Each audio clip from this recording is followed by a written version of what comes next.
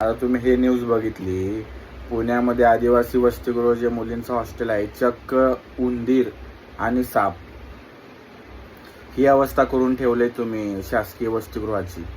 आणि ते मुली महाराष्ट्राच्या कानाकोपऱ्यामधून येतात, काहीतरी शिक्षण घ्यावं, आपल्या परिवाराला पुढं आणावं, आपण पुढं यावं, काहीतरी जॉब भेटेल किंवा विकास होईल काहीतरी म्हणून येतात.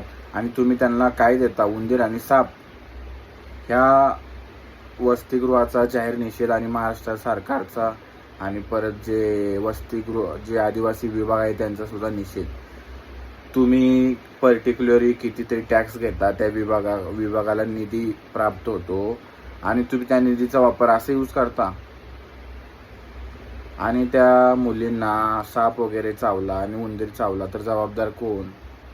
हे जे अधिकारी आहेत, हे जे पगार देऊन आपण अधिकारी ठेवतो हॉस्टेलमध्ये, त्यांचं काहीच काम नाही आहे. असे जर घटना होत असतील तर त्यांच्या रूममध्ये उंदीर आणि साप सोडा, त्याशिवाय त्यांना कळणार नाही.